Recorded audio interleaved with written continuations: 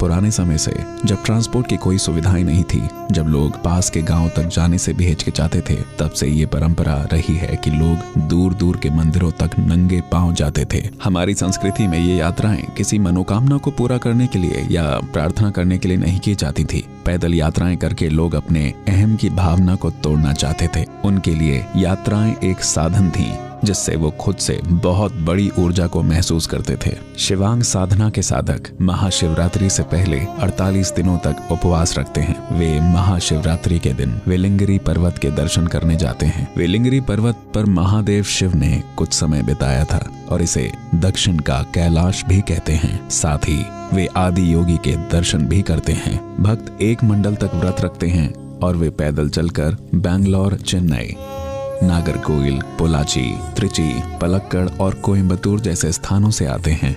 वे कई शहर से पैदल चलकर आते हैं और आदि योगी और वेलिंगिरी के स्वामी के दर्शन करते हैं।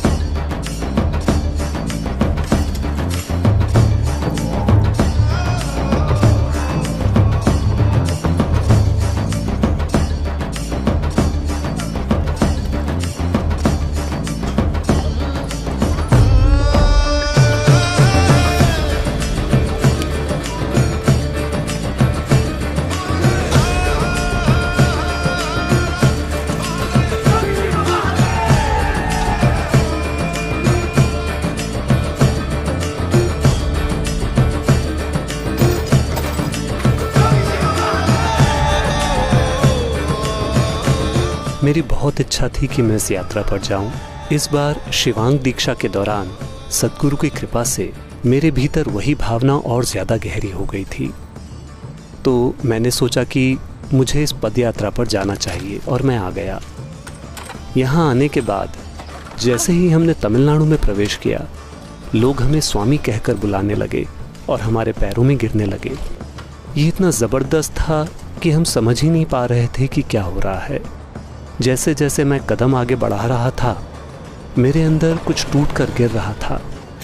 मैं जिस चीज़ को मैं मानता हूँ वो टूट रही थी।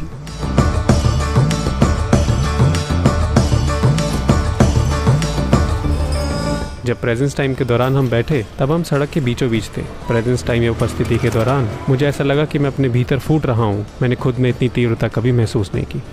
हमने पोलच्ची में एक मीटिंग की और हमने घोषणा कर दी कि हम पोलच्ची में एक रथ बनाएंगे। हम सब पोलच्ची के लोग मिलकर एक रथ बनाएंगे। हमने ये मीटिंग की तो कई लोगों ने हमसे पूछा कि ये 10 लाख का प्रोजेक्ट है, हम ऐसा कैसे कर पाएंगे, ये बिल्कुल संभव नहीं है। पर मेरे अंदर एक ही भावना थी कि आदि योगी हमारे साथ हैं। चलो चलकर लोगों से मांगते हैं, वे देंगे।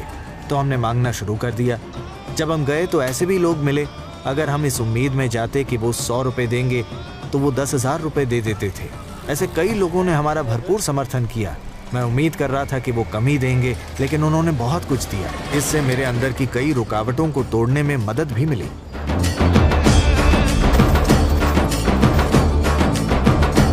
कुछ जगहों पर जब हम गांव से गुजरते थे तो वहाँ लोग बस अभिभूत हो जाते थे और फूट फूट कर रोने लगते थे।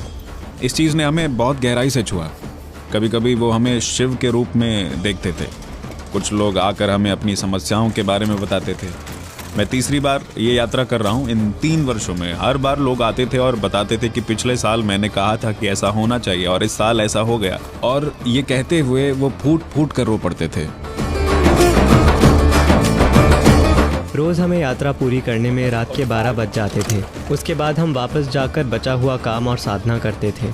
उन दिनों मैं दिन में 2 बार साधना कर रहा था। हमारे पास सोने का भी समय नहीं होता था। पर मुझे ये नहीं समझ आता था कि मुझ में इतनी ऊर्जा कहाँ से आती थी।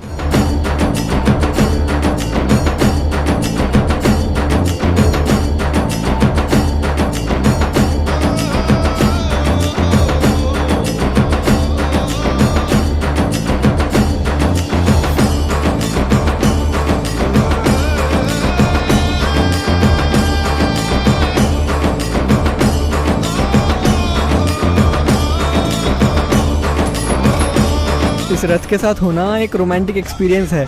ये ऐसा है जैसे एक रोमांटिक एक्सपीरियंस होता है। इस रथ के साथ ऐसा महसूस हुआ। मुझे नहीं पता ये कैसे हुआ।